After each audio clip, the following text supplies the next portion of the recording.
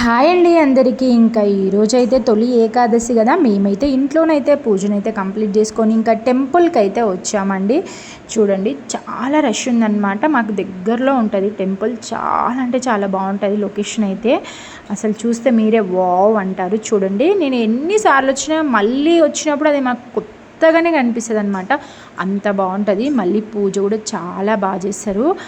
అయ్యగారు కూడా మంచి అర్చన చేసి మంచిగా దీవించేసి పంపిస్తాడనమాట. ఎంతమంది ఉన్నా సరే. ఇంకా మాకైతే కొంచెం వేరే వాళ్ళు వచ్చేది ఉందని అయితే ఇక్కడైతే వెయిట్ చేస్తున్నాం అనమాట. ఇంకా వాళ్ళు వచ్చేంత వరకు అయితే నేనైతే నాకు నిలబడే ఓపిక లేదని చెప్పి నేనైతే ఇక్కడ కూర్చున్నాను అనమాట.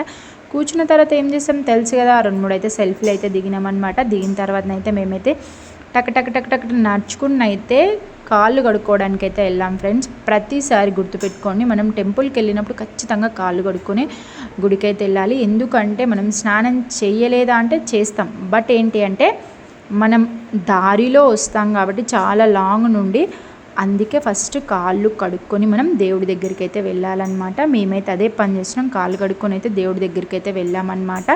వెళ్ళిన తర్వాత ఇంకా ప్రదక్షిణలు అయితే చేసాము. మేము ఇంకా ప్రదక్షిణలు చేస్తుంటేనే చాలామంది ఉన్నారు. అప్పటికే అందరికీ అర్చన చేయించేశాడనమాట. మేము పోయేలోపే అర్చన అయిపోయింది. అయ్యో ఎలా మాకు అర్చన కాదా ఏంటి, అయ్యో మేము అర్చన మిస్ అయ్యామా అనుకున్నాము. కానీ దేవుడు ఉంటాడు కదండి. ఇంకా ఏం చేశాడంటే అందరికీ అర్చన అయిపోయిన తర్వాత అక్షంతలేసి ఆశీర్వదించారు. మాకు కూడా సేమ్ అక్షంతలేసి ఆశీర్వదించారు.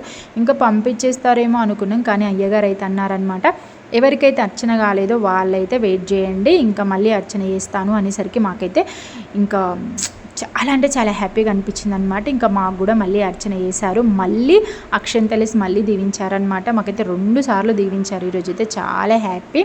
ఇంకా అలాగే తీర్థం తీసుకొని అయితే ఇంకా అక్కడక్కడ చూసేసి ఇంకా కొద్దిసేపు అయితే ప్రశాంతంగా పూజ అయిపోయిన తర్వాత దేవుడి దగ్గర కొద్దిసేపు కూర్చోవాలి కాబట్టి ఇంకా మేమైతే కూర్చొని అయితే బయలుదేరిపోయాం.